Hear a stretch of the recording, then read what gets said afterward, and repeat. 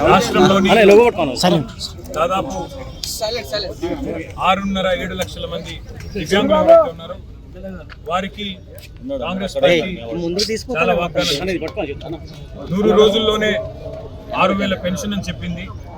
అట్లాగే ఆర్టీసీలో ఉచిత ప్రయాణం కల్పిస్తామని చెప్పి హామీ ఇచ్చింది.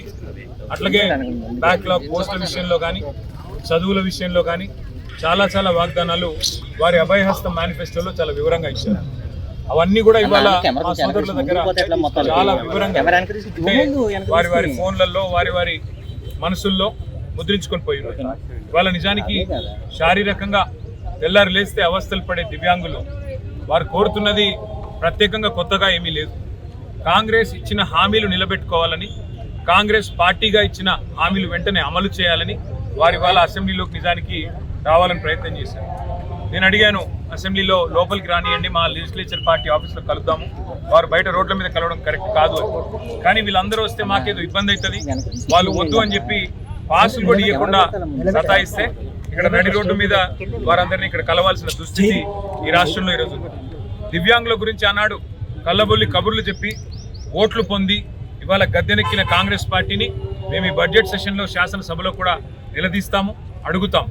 6,000 పెన్షన్ ఎందుకు ఇంకా ఇవ్వట్లేదు? పక్క రాష్ట్రంలో 6,000 పెన్షన్ ఇస్తున్నారు. మరి మీరు గద్దెనెక్కిన 3వ బడ్జెట్ ఇది, అంటే 60% సమయం అయిపోయిన తర్వాత కూడా ఎందుకు ఇంకా డబ్బులు కేటాయించట్లేదు? నిలదీస్తాము. దాంతోపాటు దివ్యాంగుల గతంలో మేము డబుల్ బెడ్రూమ్ ఇల్లు ఇచ్చి ఆదుకునే ప్రయత్నం చేశాము. ప్రతి దానిలో కోటా పెట్టి వారిని ఆదుకునే ప్రయత్నం చేశాము. భవిష్యత్తులో ఇంకా ఎక్కువ చేస్తాము. కానీ ఈరోజు ఈ ప్రభుత్వాన్ని మాత్రం వారికి ఇచ్చిన హామీలు, ముఖ్యంగా దివ్యాంగ సోదరులకు సోదరీమణులకు ఇచ్చిన హామీలు అమలు చేసేదాకా వదిలిపెట్టం. రేపు ఇందిరా పార్క్ దగ్గర కూడా వారు రిలే నిరాహార దీక్షలకు పిలుపునిచ్చారు. దానికి కూడా మా మద్దతు ఉంటుంది. మా పార్టీ నాయకులు కూడా హాజరవుతాం.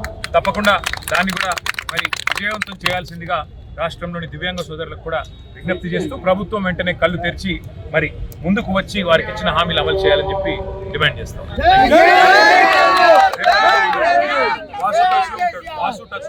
కన్నీరు కారుస్తున్నాను ఈ ముఖ్యమంత్రి ఓట్ల కోసం. మేము కూడా 8% ఉన్నాము. మరి మా హక్కుల కాలర్ ఎందుకు రాస్తున్నాం? ఈసారి మాకు ఎవరైతే వ్యక్తిగతంగా సపోర్ట్ చేస్తాడో హైదరాబాద్ లో మేము 5 లక్షల మంది ఉంటాం. ప్రత్యేక ఇప్పుడు మాత్రం